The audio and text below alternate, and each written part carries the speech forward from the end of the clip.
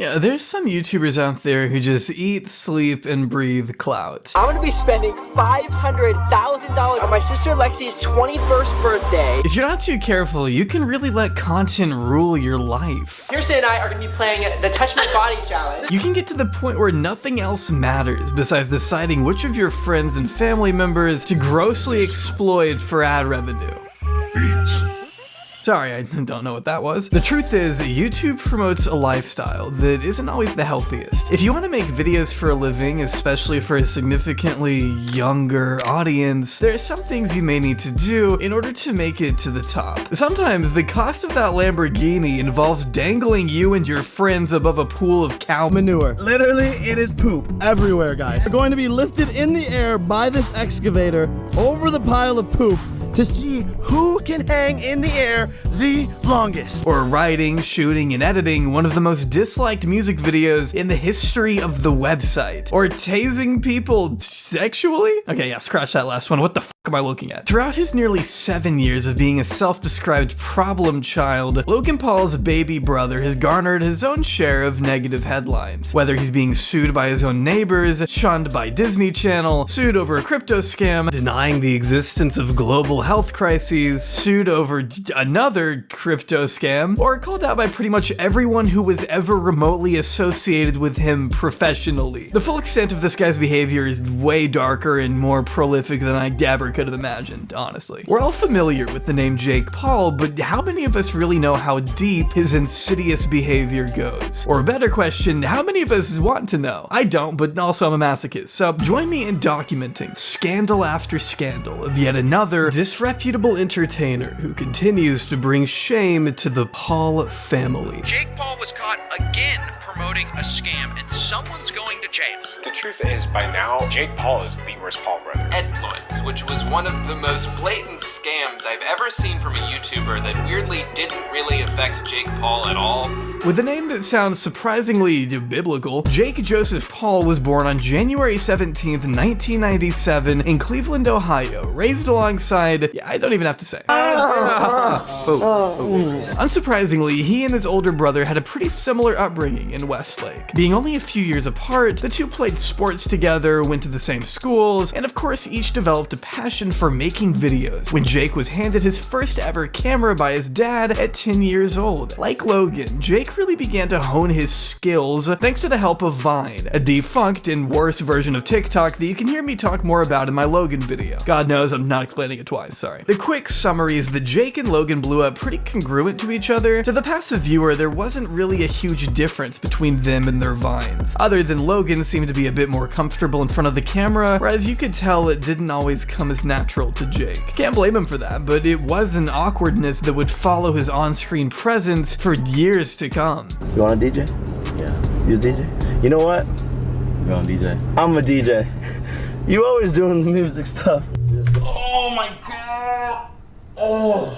Yeah, that one hurt. You're always doing music stuff, man. He didn't first go viral until 2014, when he was quickly pushed over 500,000 followers, and before long, he began getting recognized in public, putting his military aspirations to the side to focus full-time on becoming an entertainer. Yes, you heard that correctly. Had he not blown up to become the loudmouth megastar we all know him to be, we could be living in a reality where Jake Paul is a Navy SEAL. Maybe he could have met Dan Bilzerian. Hey, look at that. Jake's account saw about the same level of success as Logan's, reaching over 5 million followers and 2 billion loops by the time Vine met its untimely demise. Only unlike Logan, Jake already had an even more lucrative career alternative lined up in the meantime. Contestant number 3.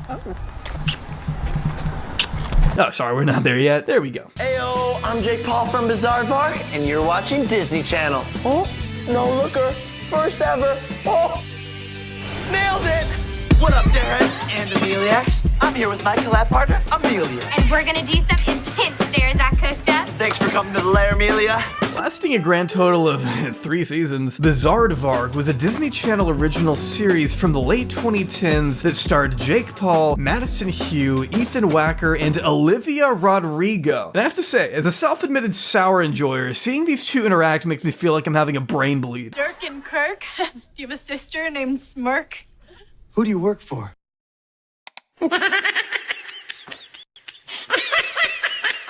For those that haven't heard of the show, which I'm guessing is all of you, Bizaardvark was basically a dollar store iCarly. Disney wanted to capitalize on the growing popularity of influencers, so they made a show about them and hired Jake Paul, who pretty much just played himself, but somehow couldn't even do that right. Dirk rides a shopping trolley into a brick wall. Yeah, just like his vlogs, this show is specifically manufactured for children. But unlike his vlogs, it actually stayed age appropriate. Outside the character Dirk Man, Jake wasn't your typical Disney actor. He was also building a platform outside of mainstream television, posting almost every day to his new YouTube channel, which even featured some footage of him and his fellow cast members working on set.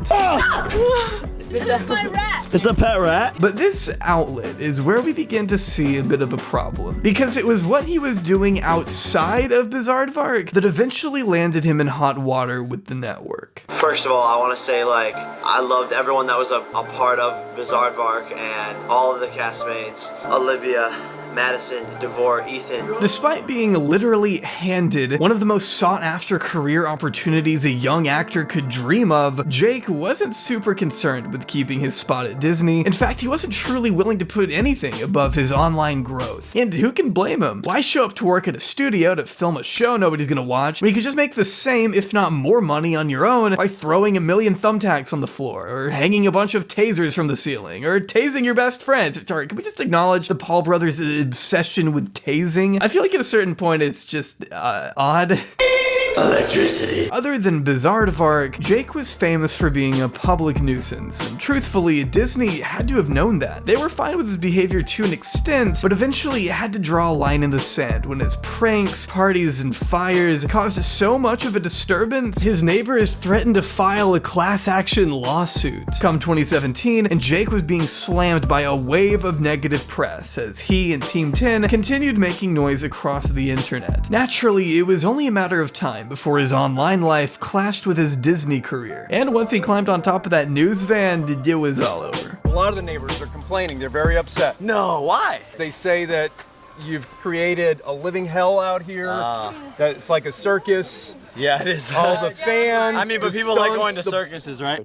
Disney announced they were severing all ties with Jake Paul in July 2017, writing his character Dirk completely out of the show in the middle of producing season 2, which Jake claimed was a mutual decision at the time, of course, but anyone with a half-functioning nervous system knew exactly who made that call. Disney wanted nothing to do with the new content he was making, but that content wasn't about to slow down. Indicated by a statement he wrote on Twitter, this was only the beginning of his new personal brand. And honestly, I wish he were lying. Team 10 was a group of architects who challenged the doctrinaire approach to urbanism in 1950. Oh wait, that's the wrong one. Jake Paul's Team 10 was a group of social media stars all living under the same roof of a multi-million-dollar LA mansion, taking turns collaborating with one another and creating drama. Despite Jake's disputable claims that Team 10 was the first ever content house, in reality they were just following in the footsteps of FaZe Clan, Our Second Life, and even Team Crafted, which of course is a disaster of its own that we don't have enough time to get into today. Team 10's original members, though, consisted of this guy, that dude, this person, these two guys, and Alyssa Violet, who was the first of many to leave after breaking up with Jake. Are you mad? Are you mad? You're just like annoying. I'm annoying. I'm so annoying. The roster was then updated to include these people. Not all of the names here are totally relevant considering they had all been replaced by the time Team 10 officially fell apart. That's right, every single member aside from Jake hardly lasted more than 2 years at most. And the reasons for that vary, but we'll get into those later. Assuming you weren't 6 years old in 2017, allow me to paint a picture of what Team 10 was famous for. We have a very funny thing that is about to go down right now, cuz we made up this letter that basically is saying that Nick is going to get deported. It's like so legit. Got the stamp on it and everything. Is this mean? I mean, yeah. Jake Paul told the New York Times his ultimate vision was to create an empire of dozens of talent under me, to take my power and multiply it so that I become bigger than myself. Which sounds like a supervillain origin story. Who talks like that? The official arrangement was that an influencer signed to Team 10 could live in a giant Beverly Grove mansion for free as long as they were producing content that Jake could monetize, as every member was reportedly required to sign a contract that allowed Jake to take 10 to 20% of their ad revenue for up to 5 years, even if they left the group, which maybe to an impressionable teen didn't sound like the worst trade. After all, this is Jake Paul we're talking about. He can make you famous, man, come on. That's at least what AJ Mitchell thought when he signed on to Team 10 at 14 years old. The original Team 10 lineup consisted of an age range of 14 to 19 with no official parental supervision whatsoever. Minors were basically meant to fend for themselves in a wannabe frat house led by this man. I don't think I have to explain why that's a recipe for disaster. While AJ appeared to be living a life of luxury on social media, he claims he was also deprived of food and made to sleep on the floor during his time at Team 10. As he himself will tell you, Jake's true business model was far from the carefree utopia he claimed to offer. They have this electromagnetic machine that's basically like a torture device. But it may be hard for me to do this next part sober, which is why I'm especially grateful for today's sponsor, Vance Global. Vance Global is an all-natural CBD company based out of Milwaukee, Wisconsin, delivering quality hemp-derived products at affordable prices. As long as you're at the legal age, just to be clear. Look, I'll just level with you here. This is my new favorite company, partly because they didn't even give me a script. I can say whatever I want here, just completely unfiltered. I could throw in some fart sound effects or a picture of gangster SpongeBob, and I bet they wouldn't even care. These guys are only focused on delivering quality products, which is why they sent me over $100 worth of their gummies. Popping some of these bad boys is the only way I've been able to keep myself from having a coronary as I sit through 8 hours of this shit. See, they'll let me curse too. And while you should always be responsible and never take more than one gummy at a time, that just means one bag will last you even longer, which is already good for me as someone who doesn't have the best tolerance for these kinds of things already. You can rest assured that Vance uses only the most organic ingredients, putting a heavy emphasis on the integrity of their products, with everything being lab tested. And lucky for you, it took so long with this integration that they actually just came out with brand new carts that contain 85% full spectrum CBD distillate and 15% Maui Wowie terpenes. Not to mention their brand new line of HHC gummies and carts that just hit the market too. In fact, you can find all of their content listed on their website, along with independent lab reports performed on each product, so you know that what you're getting is not only affordable but safe too. Vance's heavy emphasis on transparency is just one of many reasons I like them so much. If this kind of thing is for you, head over to vanceglobal.com right now and use code JAWBRY for 20% off your order, or code JAWBRY30 for 30% off subscriptions for both initial and renewal orders. Thanks again to the wonderful folks over at Vance Global for keeping you satisfied and me paid. Also, I just noticed there's 420 words in the script right now, and I think that's extremely funny. We are about to have some fun.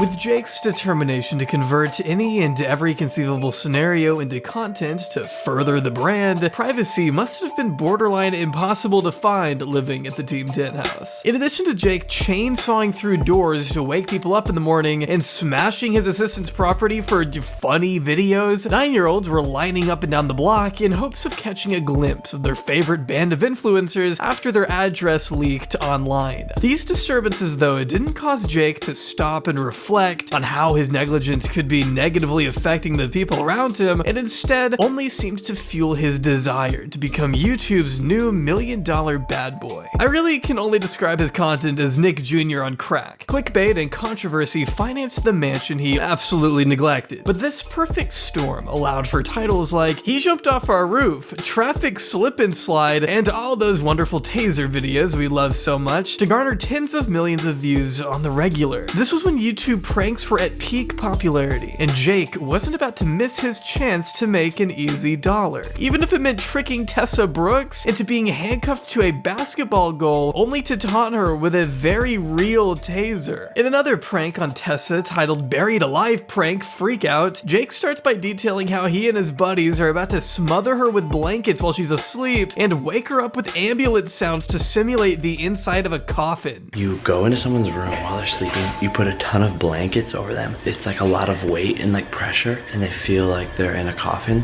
And guys, this would only work because like they're just waking up, and then they're still asleep while all of this weight is on them.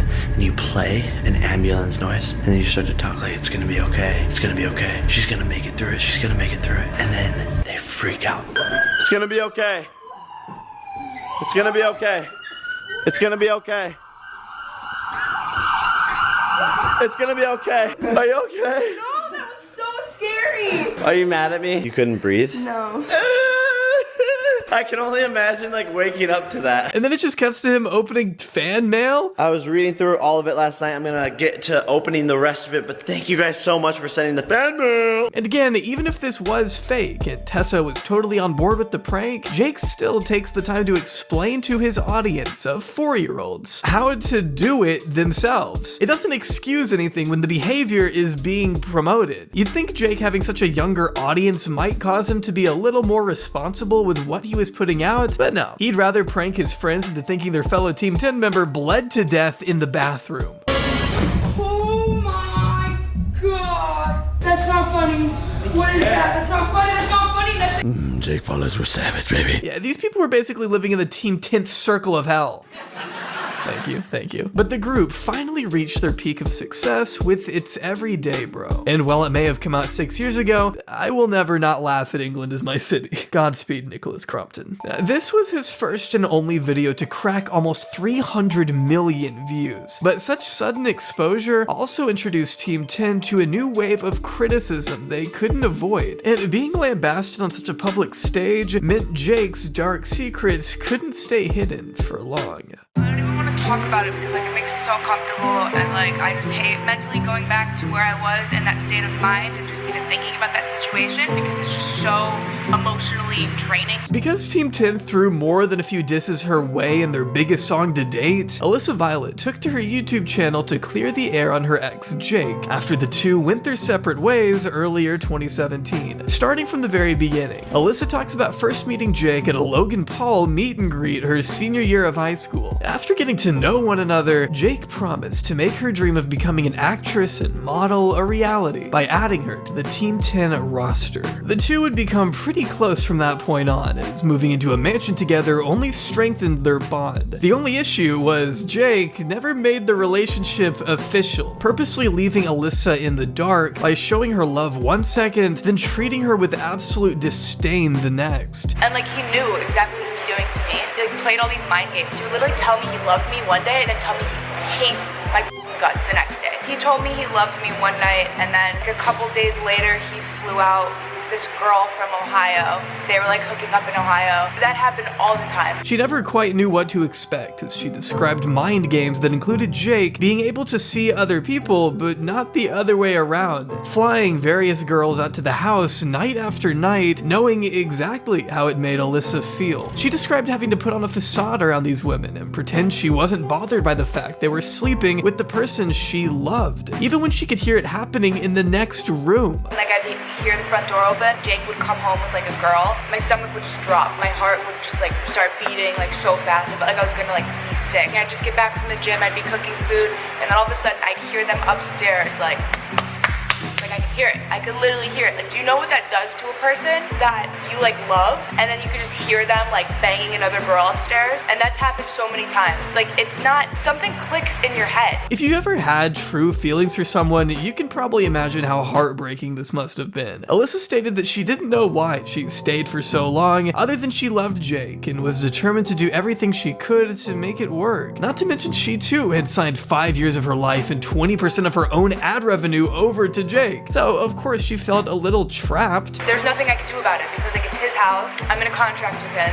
I'm basically where I'm at because of him, and like I didn't really have a place to tell him that he was wrong, even though he was really, really wrong. Jake was able to maintain total authority over everyone there, determining who got the most exposure, who left, etc. It wasn't until Alyssa began treating him the way he had treated her for so long that he finally dropped her from the team. Just like that, Alyssa was cut from the massive empire she helped build and left homeless only to be dissed by her friends on a major song a few months later. Obviously, you'd have to understand her frustration, going so far as to call Jake an emotional abuser in a later interview. And I want to clear the air because he's not like a physical abuser. Like, he's not an abuser, but it's mentally and emotionally 100%. Every day, 2,000 times a day. I can't even remember a conversation where it was like me walking away like feeling good about myself. And really, it's no wonder that despite this happening 5 years ago, the two have never really been able to reconcile. Whenever Jake would come over the house, he's been in my house like 2 times in Ohio, like back in the day, and like no one liked him.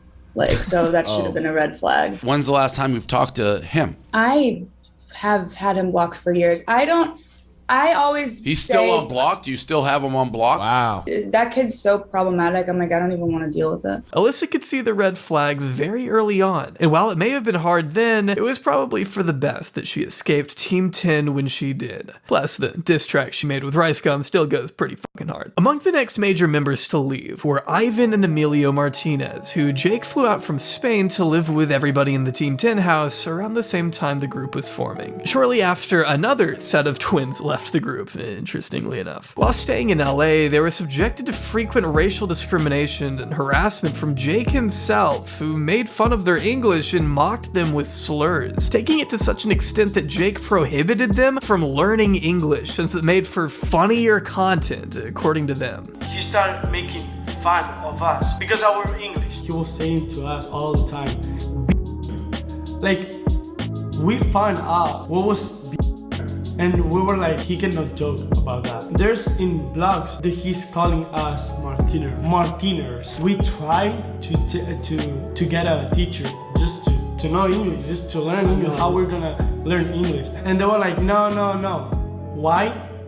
Because it was fun for their blogs. Like, it was like, yeah, it's fine because it's like funny. They were also made to sleep in the living room for a total of 4 months after being told they'd be getting their own room. But even when they got a room, they were still mortified of going to sleep since Jake would make them leave their door unlocked so that he could wake them up with whatever prank he saw fit. Such a lack of privacy prompted them to ask Jake if they could live somewhere else, but Jake wouldn't allow it. When the two went back to Spain to see their family, Jake and friends ended up destroying a wall of their fan art for the sake of a vlog, ripping apart the twins' room when they weren't there to do anything about it. Goodbye, Martinez room.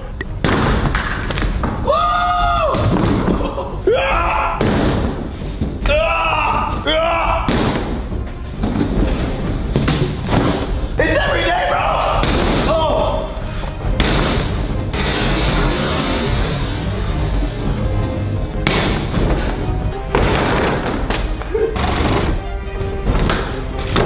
Martinez, I'm home. Woo, this is fun, man. Of course, this all gets worse when they accuse Jake of holding their money hostage, as Jake and whoever else was the higher up at Team 10 refused to send any of it back to their family in Spain who could use the help. We did that brand deal with Team 10. We were like, yo, Team 10, can you guys send it to my mom? To my mom because she needs money. Guys, I asked them about bank account in LA. And they're like, you guys don't have visas, so you guys can. And then I found out now you can have a bank account in LA without any permission. So the reason is like they were lying to us to have our money. It's worth noting that they've since forgiven Jake, it seems, but all of this does go on to show what a house of horrors this place really was. You wanna go back to Spain? Oh. You wanna go back to Spain?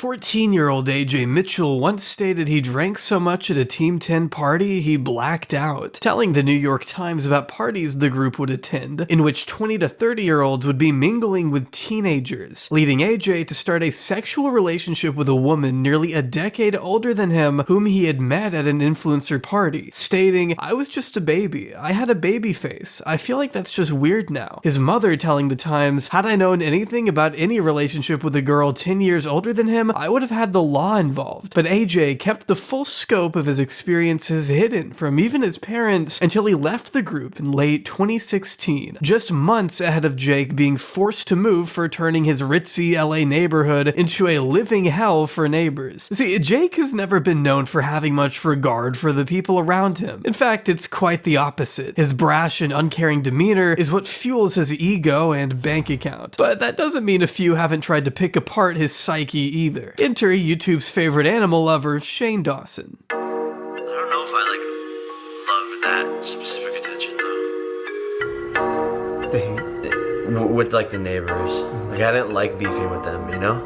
Premiered on September 25th, 2018, the mind of Jake Paul aimed to examine the relationships and psychology of a man who had become pretty much despised across the entire internet, taking place over the span of 8 episodes with a runtime of about 7 hours. For perspective, I barely publish 7 hours of content a year. I want you to imagine for a second having to work on this series and spending tens of hours in a room with these two individuals, then tell me there's a god. Despite a few insightful interviews with people like Alyssa Violet going into more detail about her relationship with Jake, the series didn't actually reveal too much about the inner workings of Jake's mind, with Shane and his associate Katie Morgan being widely criticized for not being subject matter experts, along with their liberal use of the word sociopath being a problem. If you ask me, anytime Shane made a documentary on someone, it was always because they needed their reputation saved. Shane was never as concerned about doing an objective analysis on his subjects more than he was trying to rehabilitate the careers of people who he figured deserved a second chance. And to give him credit, it did work. The series garnered over 175 million views, and undoubtedly ended up shining a more positive light on Jake Paul. By that point, it was clear that whether you loved or hated the Pauls, they weren't becoming any easier to avoid. Made even clearer when Jake and Tana Mongeau's subsequent relationship and marriage trended everywhere the following summer. There we were. Shane Dawson's sociopath kids getting engaged at a nightclub in Las Vegas, Nevada. As we know from prior instances, Jake has always had a tendency to fabricate his relationships with women when it directly benefits his financials. First, he pretended to have a relationship with Alyssa Violet. Then it was Erica Costell, another member of Team 10 who you can see in Jake's Losing My Virginity vlog. But after that time, everybody in Team 10 said fucking got married to each other, Jake realized the potential of faking an engagement for engagement.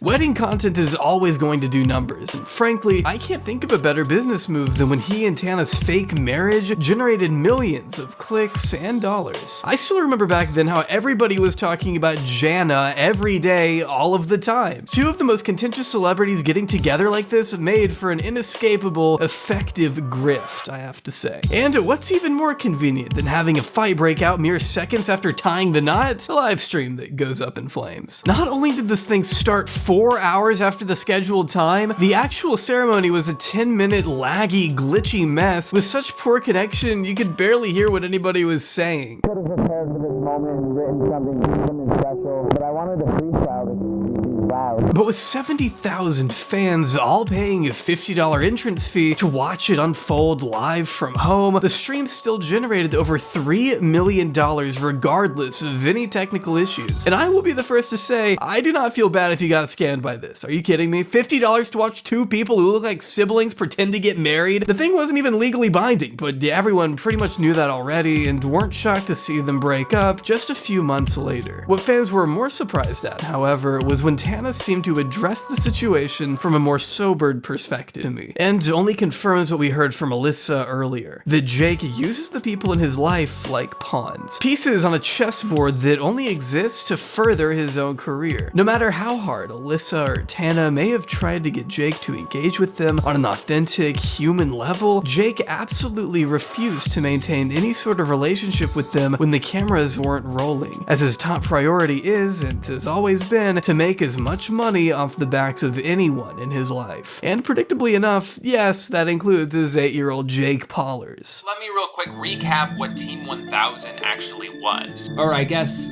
wasn't, because it was nothing. If you thought Logan wasn't gonna let his brother in on all the scamming fun, you'd be sorely mistaken. In fact, Jake's own history of shady promotions dates way further back than any of Logan's. Jake effectively set the blueprint on how smarmy e-celebs everywhere could swindle money out from the bank accounts of their fans' parents with the launch of Edfluence in 2018. See, Jake was determined to teach the next generation of young, up-and-coming influencers how to make it in such a competitive industry. And considering YouTuber had become one of the most sought-after jobs among today's youth, it's no surprise the course became popular. For a brief period, children all over were paying the low price of just $7 to learn the ropes from their favorite role model and join the lucrative Team 1000. Only it wasn't actually $7, and Team 1000 never existed. As it turned out, the full actual course was split into several multi-episode chapters under a completely different package, costing you a grand total of $64 as opposed to the $7 price point he advertised. So really, you were paying $7 to watch a commercial for the real deal, which sure, may have been a bit scummy and misleading as all hell, but at least the subject matter made up for it, right? It is kind of ironic that we are talking about YouTube. Chapter 13. Oh, sorry about that, guys. It's actually chapter 12. Come on, Jake, what are you doing? Sorry, Jake, there's a lot of chapters. All right, Jake, let's do this. As stated, Jake's mission was to equip you with all the appropriate skills needed to make it big like him. To a lot of kids, this course was their one-way ticket to stardom. But according to anyone who actually tried it, this wasn't really the case. The more subscribers that you're getting, the more money that you're making, so that you can spend even more time on making videos, which helps your videos do better. And so guys, be consistent. Stick to a schedule. Don't go away from it. One thing that you could do is... Similar to almost every online training course peddled by greedy influencers, most, if not all of the material within, could be found available elsewhere on the internet for free. Shockingly, Jake wasn't giving you any insight into how the algorithm worked or the secret recipe for success. He was more just rattling off some of the most basic advice you could ever give, like saying people naturally want to retweet and engage on super funny videos and memes. Or follow as many people as you can and encourage them to subscribe to you, or suck up to bigger creators and leech clout off of them, something that, to Jake's credit, he does have a lot of experience doing. Unsurprisingly, the course was panned by critics as just a quick and easy money grab at the expense of those who sincerely believed Jake could offer anything of value to their budding careers. And if it weren't for these videos by Drew Gooden, it's possible the program would have gone even more ignored, considering that by 2020, Edfluence was completely shut down, ending the course indefinitely out of nowhere. Countless people out there paid $64 for a useless link to a dead end. And about a month after that, he announced another course by the name of the Financial Freedom Movement, which he sold as an alternative to traditional higher education. Basically, it was supposed to be a more refined version of Edfluence from what I can tell, but whenever I try to access the site now, hey, color me surprised. For one reason or another, the thing kinda quietly fizzled out, but that doesn't mean it was the last of Jake's scams by any stretch of the imagination. Before Twitch gambling scandals were even a thing, Jake could be found making hundreds of thousands in sponsorship deals from Mystery Brand, a loot box company that allowed players to spend anywhere from $12 to $100 in hopes of winning fidget spinners, designer outfits, cars, and even houses. Yeah, that's literally how this thing was marketed, I'm not even joking. I'm going for the car. The one and only real car Rolls-Royce Phantom 2018. 0.25% chance of winning the Rolls Royce. 99.75% chance of winning the shoes. Whoever made this site, you're a freaking genius. For all intents and purposes, it was a gambling site, one that ridiculously tried to insist you could win decadent prizes like $1,000 shoes, all from a comparatively small investment. Only the people who bought into it ended up walking away with fake Bape hoodies, if they even received their item at all, with quite a few users reporting missing packages with fake tracking numbers. One user writing, "I spent $350 on items and $38 on shipping. 1 month and 3 weeks later, I have not received anything, and the status hasn't changed to shipped." And no surprise to anyone who made it past elementary school, the service was absolute dog shit. One of the most shameless attempts at robbery I've ever seen, with the $250 million mansion they said you could win not even being owned by the company. Okay, let's start off with going for maybe an iMac. See, you and I may have expected that, but Jake Paul's core audience didn't necessarily know better. The guy they developed a parasocial relationship with during the most impressionable stage of their lives had tricked them into blowing their parents' money on fake luxury items that, for the most part, were never gonna come, pocketing the presumed 6 figures he made off what everyone and their dog understands to be a blatant money grab. But just like Edfluence, he made off with a pretty decent chunk of change, so why stop stop there, right? As CoffeeZilla will tell you, Jake Paul has made quite the name for himself in the crypto space, to the extent that even the SEC knows who he is, which really is not what you want. As of 1 week prior to me writing this script, Jake was required by the government to pay a $400,000 fine for promoting an alleged crypto scheme alongside Lindsay Lohan and a few other celebrities, who are all said to have illegally touted cryptocurrencies owned by companies TRX and BTT, founded by Justin Sun, who was charged with fraud and market manipulation himself. Just an awesome circle jerk of amateur crooks, really. Jake's complete roster of crypto scams is so prolific, we don't even have time to detail all of them here. Just know the shortlist consists of MILF Token, Yummy Token, Stick Dicks, Safe Moon, Tronics, and Scared Devil NFT, earning him a combined net of about $2.2 million, according to CoffeeZilla's analysis, as most of which have to do with Jake not disclosing that these were paid advertisements, something that the SEC does not view kindly, considering the hefty fines Kim Kardashian and DJ Khaled have both been required to pay in the past. But this wasn't Jake's first time dealing with the law either. Apart from his COVID parties prompting the mayor of Calabasas to pass new restrictions across the entire city, Jake continued his streak of national infamy in 2020 when he got his house raided by the FBI. If you know nothing about this story, I understand that may sound like a lot, so let's back up a little bit. Jake Paul's attorney says he was out of state and not at his Calabasas home during that raid today. The FBI says they're investigating allegations of criminal acts. On August 5th, 2020, footage of armored trucks driving down Jake Paul's neighborhood went viral across Twitter and TikTok as men dressed in full riot gear could be seen entering the Team 10 mansion and leaving with what appeared to be giant firearms, which, apart from some pretty good tweets, fueled wild speculation as to what Jake could have possibly done this time to warrant a full-on FBI visit and confiscation, not to mention the home of his friend being raided in Las Vegas that same day. At first, we really didn't have much to work with. Not even his brother knew much when the news first broke. I'll tell you what I know. Nothing. I know what you know. I don't know shit. I know my brother's okay. Physically, he's fine.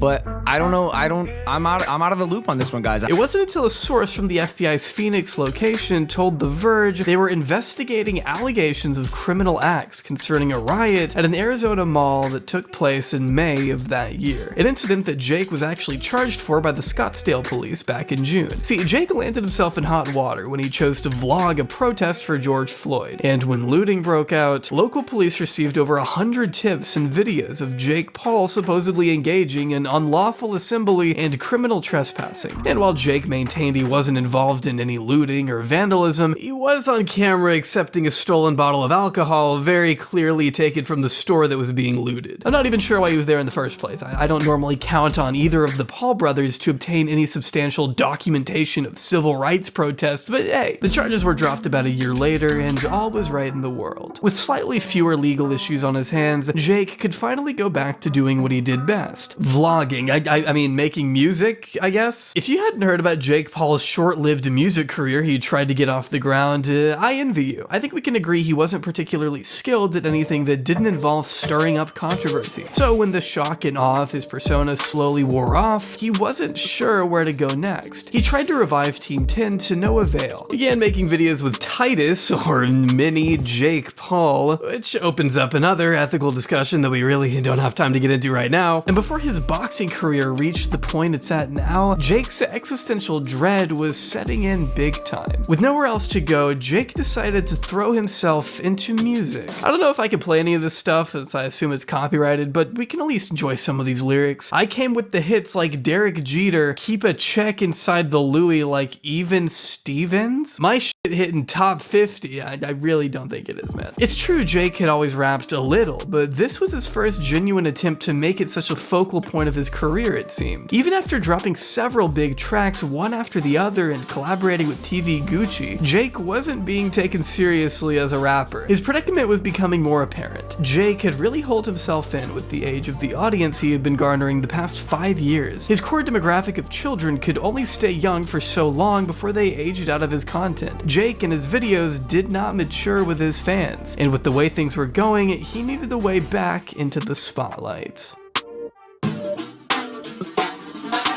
Inching dangerously close to becoming another washed-up clout chaser living in the shadow of someone more successful than him, boxing proved to be the only way out for Jake. Launching his official debut in 2020, Jake actually made some pretty decent headway in the sport, winning his first 6 fights in a row. All this new confidence led to him famously calling out Conor McGregor and even Andrew Tate. But still, the people he had fought up until that point weren't exactly other boxers. He fought a YouTuber, a retired NBA player, and several UFC fighters, but to boxing purists, Jake was far from a real contender, so to put an end to the doubters once and for all, he finally fought professional boxer Tommy Fury in early 2023 and lost. Could be a hiccup in his career or the start of the end, honestly I have no idea. Time will tell if he's ever considered amongst the greats, but it's hard to deny he hasn't been able to expand his outreach and grow his bank account exponentially in the meantime. As recent as 2022, Forbes pinned Jake as the 46th highest paid athlete of that year, raking in a whopping $38 million, not including the extra $30 million he just made from fighting Tommy. I don't think Jake really cares a lot about what the boxing community thinks of him. The guy is making bank and is still clinging onto relevancy thanks to the mass publicity he gets from being boxing's new biggest heel. But that's not to say there haven't been more serious claims made about Jake either. And yes, there is a trigger warning here for brief descriptions of SA, so if you aren't comfortable with that, please skip ahead to the time code on screen now. On April 9th, 2021, TikTok influencer Justine Paradise published a video to her YouTube channel accusing Jake Paul of sexually assaulting her at the Team 10 house in 2019. Throughout the 20-minute video, Justine claims the two met through a mutual friend that summer, and that she visited his home on several occasions from June to July, which can be corroborated by text messages sent between herself and Jake. She alleges that during one of those meets, he backed her into a corner away from everybody else in the house and began kissing her, which she didn't have a problem with, thinking he wouldn't make her do anything that she didn't want to do. Though he continued to bring her into his room, she says, where he began putting her hands in places she didn't feel comfortable. When she attempted to move them away, she alleges he said, "If nothing's going to happen, what's the point?" before getting on top of her and making her perform oral sex. Afterwards, she states he became cold and stopped talking to her, as she was required to stay silent on account of a non-disclosure everyone who enters the house must sign. Jake has since denied all of Justine's claims through an attorney, telling the New York Times, "Our client categorically denies the allegation," prompting Justine to be sent death threats and harassment by his fans. I'm getting so many threats in my DMs, not just from random people, but people who are in Los Angeles telling me that they're here so I need to watch my back. People saying that they will fight me if they see me. People saying that I need to kill myself. Like, there are so many messages of people telling me just to kill myself. And that's super overwhelming for me because I've never experienced this amount of hate on the internet before. It's so strange to watch so many people judge even the tiniest things I say, or if I'm looking off to the side when I'm talking, which I do a lot. It's so weird to have this much attention, and especially for so much of it to be negative. It's really hard. Not even a week after the initial claim came out, a model and actress by the name of Rayleigh Lawley, who had been working with Jake since 2017, also claimed to the New York Times he had referred to her as jailbait throughout their time working together, and that he routinely made comments on her appearance. And after filming one video in 2017, she alleges he groped her. After forcefully telling him to stop, he reportedly ran out of the room. Rayleigh quit not long after, candidly stating, "I was with Jake for months, and I saw what kind of person he was behind the scenes, and what kind of person he put out to the rest of the world." How much money have you made? A lot. I don't know. It gets to a point where you make so much that you don't even count it anymore. The Paul brothers have curated a very specific image of how they want the public to perceive them. Making themselves out to be these infamous villains of YouTube means that everyone just naturally expects them to be assholes, and thus allows them to get away with more. For years, Logan and Jake have taken turns being the more annoying of the two. Logan will mess up and get into some trouble in the woods, so Jake becomes the lesser of two evils, until he gets caught promoting the most egregious scam an influencer has ever done, until Logan decides to outdo him. It's just been a competition to see who can be the worst brother since they stumbled their way into the limelight as teenagers. While you may expect people who have spent so much of their adolescence living a very public life of luxury and opulence to at least mature as time goes on, you may be surprised to learn just how consistently awful these two have always been. And a big reason for that is that they are literally financially incentivized to do so. The Paul brothers didn't earn 9 figures by being good people. They've intentionally crossed boundaries because that's what benefits them more than anything else. Without sufficient talent, Jake Paul is left scrambling to stir as much controversy as he can so people can continue talking about what an asshole he is. Over the years, this has consisted of burning mattresses in his pool, getting himself sued for being a public nuisance, freeloading clout from people with more talent than him, calling out bigger names to fight him, and most consistently, peddling obvious scams to the audience of children he has very specifically targeted. The women who have come forward with their own disturbing allegations of him tend to get shoved to the side, since Jake generates new headlines every other week. He's always keeping himself in the news cycle, but never takes accountability for anything he does, making his grift just as endless and lucrative as the one his brother has been pushing for years. To me, Logan and Jake each represent everything wrong with the internet. Two entitled blowhards who haven't had to struggle for anything in life, using controversy as a device to get ahead since they have nothing else of value to offer, while using and hurting the people around them in the meantime. They're not good people, they don't deserve attention,